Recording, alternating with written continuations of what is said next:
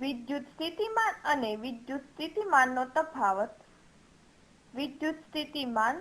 આપણે જોયું કે વિદ્યુત પ્રવાહ મેળવવા માટે વિદ્યુતભારનું વહન જરૂરી છે. આ વિદ્યુતભારને વાહકમાં કેવી રીતે વહેવડાવી શકાય? આ સમજવા માટે આપણે પાણીનો પ્રવાહ સમજીએ. આકૃતિમાં દર્શાવ્યા મુજબ પાત્ર એ માં વધુ પાણી ભરો અને પાત્ર બી માં ઓછું પાણી ભરો. હવે બંને પાત્રને કોઈ નળી સાથે જોડતા પાત્ર એ માંથી પાણી પાત્ર બી તરફ વહે છે. અહીં પાત્ર એ માં પાણીનું દબાણ વધુ છે અને પાત્ર બી માં પાણીનું દબાણ ઓછું છે. આમ દબાણના તફાવતને કારણે નળીમાં આપણને પાણીનો પ્રવાહ મળે છે.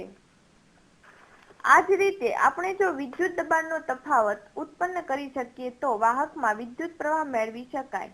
આ વિદ્યુત દબાણના તફાવતને વિદ્યુત સ્થિતિમાનનો તફાવત કહે છે. આ સમજતા પહેલા આપણે વિદ્યુત સ્થિતિમાન સમજીશું.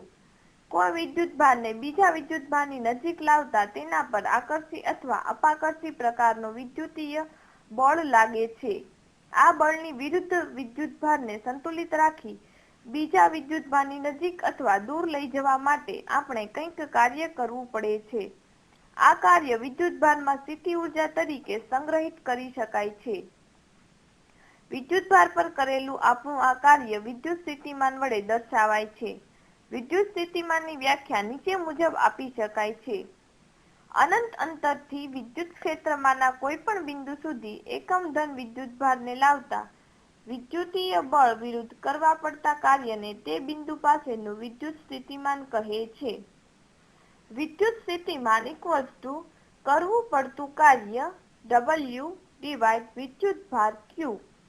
વિદ્યુત સ્થિતિમાનને ઇટાલીના વિજ્ઞાની એલેક્ઝાન્ડ્રો વોલ્ટાની યાદમાં વોલ્ટેજ વડે દર્શાવાય છે. તેની સંજ્ઞા કેપિટલ V છે. તેથી V equals to W divide Q. વિદ્યુત સ્થિતિમાનનો SI એકમ જૂલ પર કુલમ અથવા વોલ્ટ છે. વિદ્યુત સ્થિતિમાનનો તફાવત. વ્યવહારમાં વિદ્યુત સ્થિતિમાનનું મૂલ્ય અગત્યનું નથી, પરંતુ વિદ્યુત સ્થિતિમાનના ફેરફાર અગત્યના છે, જે નીચે મુજબ વ્યાખ્યાયિત કરી શકાય છે. વિદ્યુત ક્ષેત્રના કોઈ બે બિંદુ A અને B વચ્ચેનો વિદ્યુત સ્થિતિમાનનો તફાવત એટલે એકમ ધન વિદ્યુતભારને વિદ્યુતીય બળ વિરુદ્ધ A થી B સુધી લઈ જવા માટે કરવું પડતું કાર્ય. વિદ્યુત સ્થિતિમાનનો તફાવત V ઇક્વલ્સ ટુ કરવું પડતું કાર્ય ડિવાઇડ વિદ્યુતભાર. તેથી V equals to W divide Q. વિદ્યુત સ્થિતિમાનના તફાવતને સામાન્ય રીતે વોલ્ટેજ કહે છે. તેને SI એકમ જૂલ પર કુલમ અથવા વોલ્ટ છે. જો એક કુલમ વિદ્યુતભારને એક બિંદુએથી બીજા બિંદુ સુધી લઈ જવા માટે કરવું પડતું કાર્ય 1 જૂલ હોય તો તે બે બિંદુઓ વચ્ચે વિદ્યુત સ્થિતિમાનનો તફાવત 1 વોલ્ટ કહેવાય.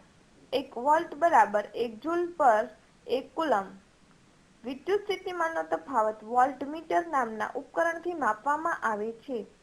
જે બે બિંદુઓ વચ્ચે વિદ્યુત સ્થિતિમાનનો તફાવત માપવાનો હોય તેને સમાંતર આ વોલ્ટમીટર જોડવામાં આવે છે. એનોડ પર એકઠા થયેલા ઇલેક્ટ્રોન રસાયણમાંથી ઉર્જા મેળવી પાછા કેથોડ પર જાય છે અને વાહકમાં દાખલ થાય છે.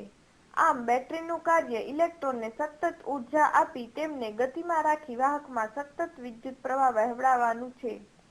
આમ વોલ્ટાનો કોષ એ રાસાયણિક ઉર્જાનું વિદ્યુત ઉર્જામાં રૂપાંતર કરે છે. આવી એક કરતાં વધુ બેટરીઓને શ્રેણીમાં જોડી મોટા પ્રમાણમાં વિદ્યુત સ્થિતિમાનનો તફાવત ઉત્પન્ન કરી શકાય છે અને વાહકમાં મોટા પ્રમાણમાં વિદ્યુત પ્રવાહ મેળવી શકાય છે.